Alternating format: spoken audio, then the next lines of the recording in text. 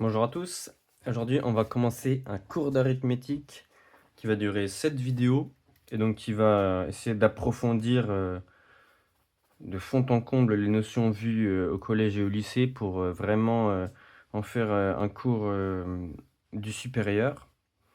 On va commencer aujourd'hui avec les diviseurs et les multiples, donc une notion bien connue depuis longtemps. Donc on commence avec la définition. B divise A, B est un diviseur de A est un multiple de B, barre verticale A. Donc ça veut dire quoi? Ça veut dire qu'il existe un cas tel que A égale K fois B. Ça on connaît, des petits exemples, 6 divise 12. Le but c'est de trouver le cas qui manque, et bien c'est 2. Là il suffit juste de connaître cette table de multiplication. Pareil, 28 égale moins 4 fois moins 7, ça c'est bon. Et déjà une première difficulté, à première vue qui n'en est pas une, 13 ne divise pas moins 30. Donc là on rentre sur la négation de la proposition. Donc on voit bien que 13 ne divise pas moins 30, parce que si on dessine un peu l'axe des entiers et qu'on on représente les multiples de 13, on verra bien qu'on ne pourra jamais atteindre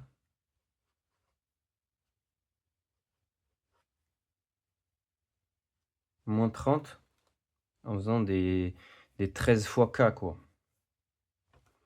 Ici, si on représente moins 30 en orange, voilà, moins 30, bah, on ne peut pas l'atteindre en faisant des multiples de 30. Bah non, ça passe sur moins 39, après ça passe sur moins 26. Et au final, à chaque fois, on saute par-dessus. Et donc, on est passé à côté de moins 30. On le voit visuellement, quoi. Mais c'est assez compliqué à montrer. Il faut utiliser la négation donc, de cette proposition. Et la négation de cette proposition, c'est donc un il existe, ça se transforme en pour tout k appartenant à z. Alors, donc l'égalité, ça se transforme en une inégalité. Moins 30 est différent de 13 fois k. Donc il faut montrer ça. Et à première vue, ça a l'air assez dur puisque c'est pour tout k appartenant à z, donc pour tout entier. Il faut qu'on calcule 13k, il faut qu'on montre qu'il est différent de moins 30. Bon là, on l'a calculé pour quelques valeurs, hein. 1, 2, 3, 4, on a calculé de moins 4 à 4, 13k, et on voit bien qu'il est différent de moins 30. Mais on va pas faire ça pour tous les entiers existants, ça serait un peu long. Donc pour se simplifier la tâche, on voit bien que ce qui est déterminant, c'est le moment où on saute par-dessus, ce qui nous donne un peu une indication pour comment procéder.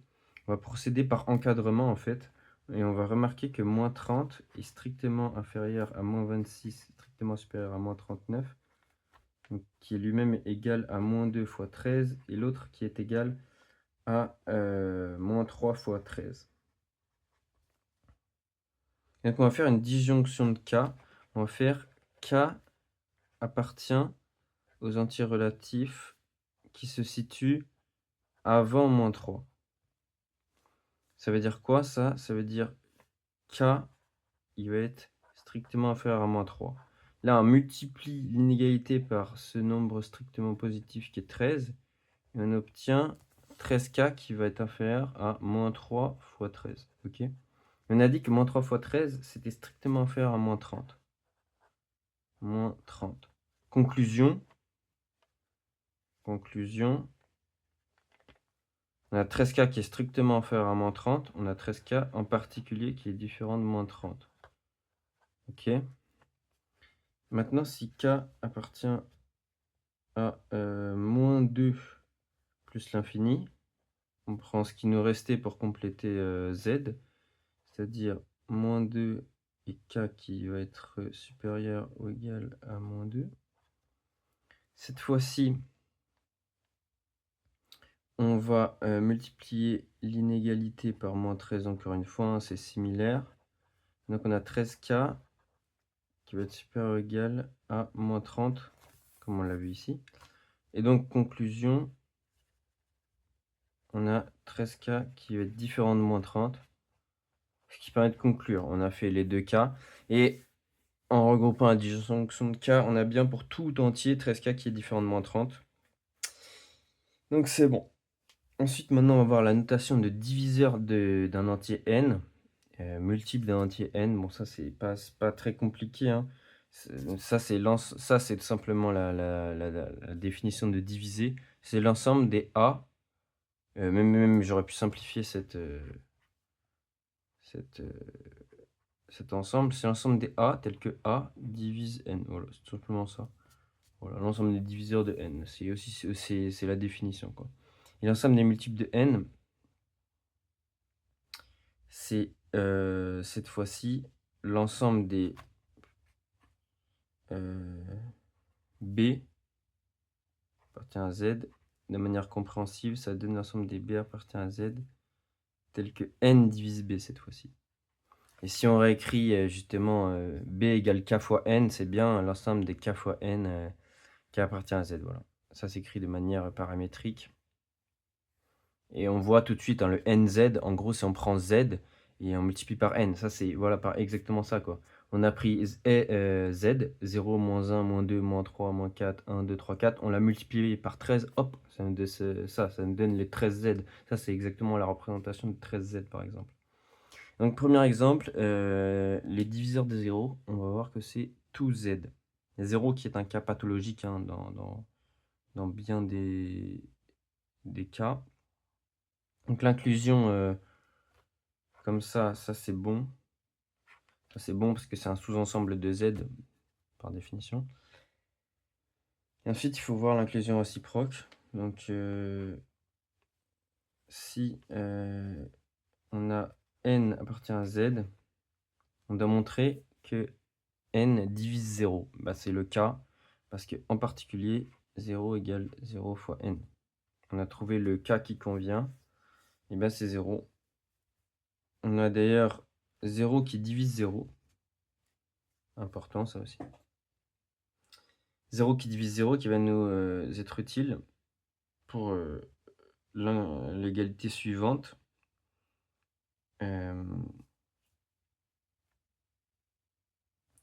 Pour montrer d'abord que 0 est inclus dans 0z. Bah oui, puisque 0 égale 0 fois 0, c'est un multiple de 0. On a dit 0 divise 0, voilà, c'est exactement ça. Et par contre, 0 ne divise rien d'autre que 0. Et ça, c'est ce que veut dire cette inclusion-ci. 0 inclus dans le singleton 0, tout simplement parce que 0z, c'est quoi? C'est l'ensemble des multiples de 0, donc c'est l'ensemble des 0k. Sauf que 0k pour tout k appartenant à z, c'est quoi? Bah, c'est 0. Donc ça, c'est important à savoir. 0, il ne divise aucun entier sauf lui-même. Et par contre, tous les entiers divisent 0. Bon, voilà, 0, cas un peu pathologique, un peu embêtant souvent. Maintenant, on va passer à quelques propositions pas très méchantes. Ah non, d'abord, on a les diviseurs de 1 qui sont moins 1 ou 1. Alors, l'inclusion de ce sens-là, elle est assez simple. Il suffit de vérifier que moins 1 divise 1. Oui, 1 est égal 1 fois moins 1. Ce qui nous permet d'ailleurs de vérifier que 1 est un diviseur de 1 aussi. Non, je suis bête, c'est pas ça. C'est 1 égale moins 1 fois moins 1 et 1 égale 1 fois 1. Qu'est-ce que j'écrivais là? Donc ça c'est bon, on a vérifié que ce sont bien des diviseurs. Et par contre, si K appartient à diviseur de 1, il existe donc K' Z tel que K fois K' égale 1. Et là on doit montrer que donc, K égale plus ou moins 1. Ça paraît évident, hein. Si on prend K égale 2, bah, on obtient 2 fois quelque chose, 2 fois 1, tout ça, on n'obtiendra jamais 1, quoi, en fait. Par exemple, si c'est 3, bah 3 fois 1, 3 fois 2, 3 fois moins 1, on n'obtiendra jamais 1. Donc, lorsque ça paraît évident, souvent on fait une preuve par l'absurde. Donc, supposons par l'absurde qu'on a K qui est différent de moins 1, K différent de 1. Alors, en valeur absolue, ça veut dire quoi, ça? Ça veut dire que la valeur absolue de K est strictement supérieure ou égale à 1. OK. On va essayer de multiplier par, donc K', l'inégalité. Donc on a valeur absolue de K fois K'.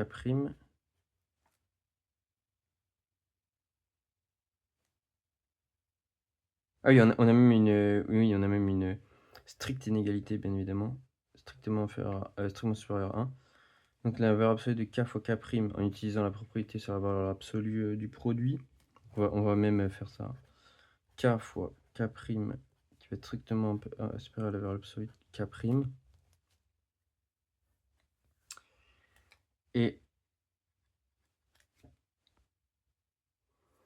Et donc, on obtient K fois K', supérieur à K'.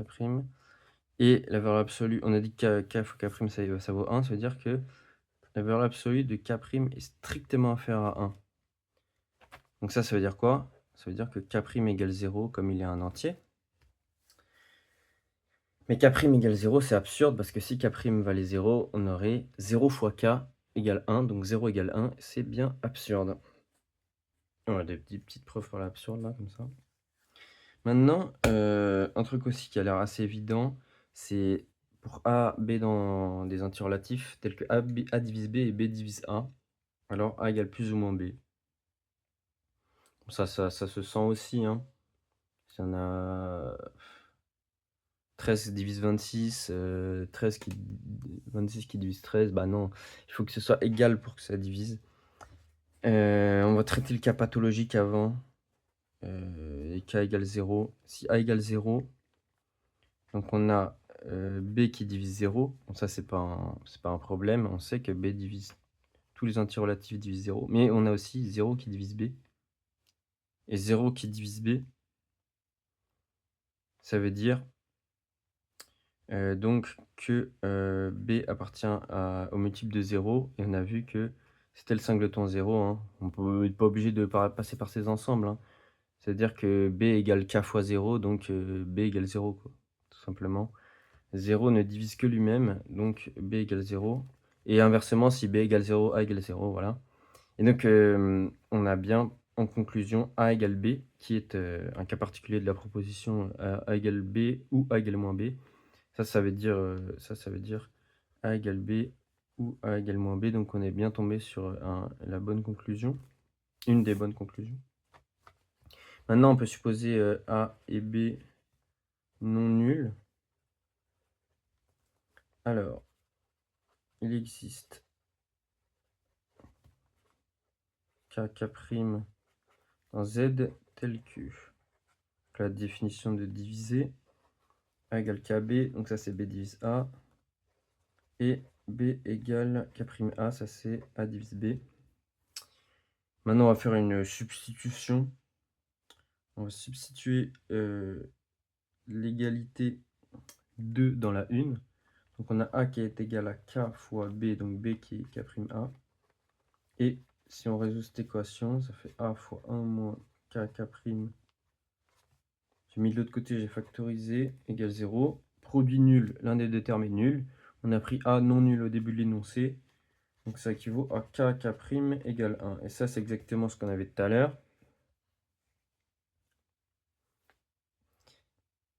C'est-à-dire que K est un diviseur de 1.